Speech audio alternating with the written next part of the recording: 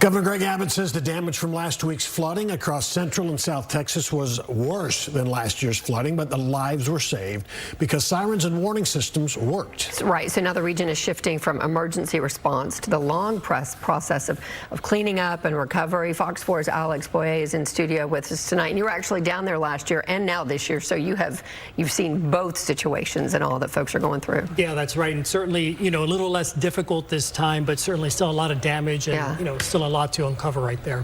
I can tell you that, what we learned is that Governor Abbott says that the emergency response is over, but now that the focus is really on cleaning up and rebuilding, Abbott says he's also concerned about flooding in areas downstream of several major rivers.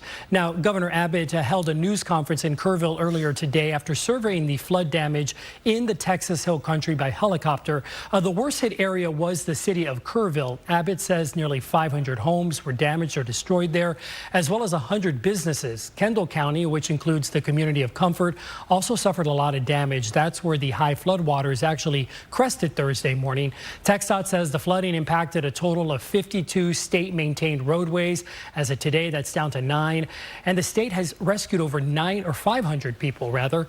Abbott and local leaders say that the damage from this flood appears to be worse than last July, but the loss of life was much less.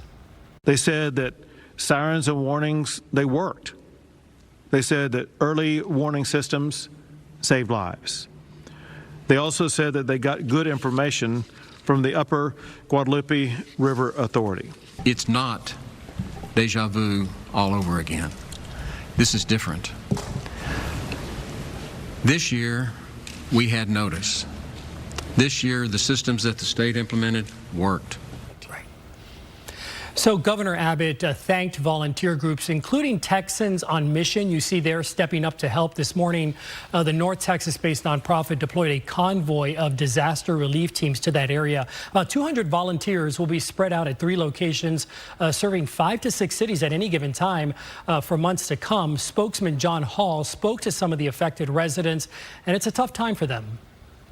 Some of them have even told me today, they said, I was just beginning to trust. I was just beginning to have a little bit of hope. And now we're going through all of this again. We're starting at square one again. And so this is a deeply personal mission for us.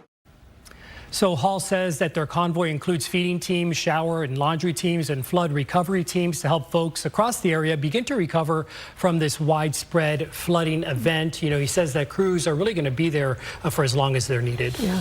So you're in a unique position, I guess.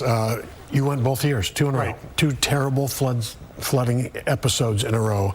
And I want to ask you what you saw as the difference, but I think the overwhelming thing is last year so many young children died, and it's just... Yeah, that's terrible, and we can't.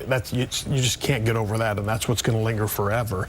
But the response, what you saw, and why there was so fewer losses of lives and things like that. Yeah, really, the governor's saying that this time the sirens were in place, the sirens were working, people got their warnings. I can tell you that people I spoke to, I say they started hearing warnings on their phone about 1 a.m.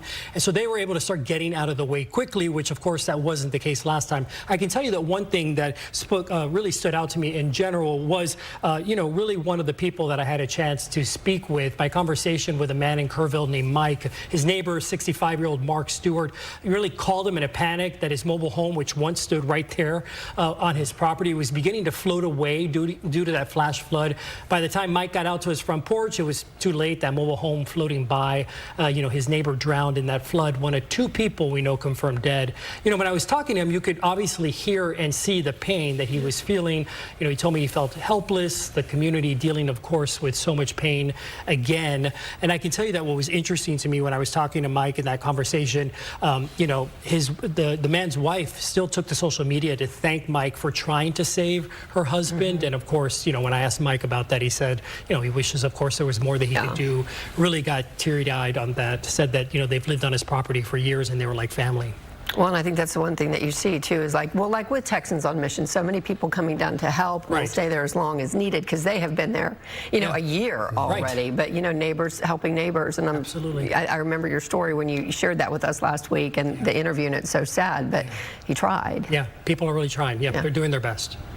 All right, Alex, thanks. Thanks.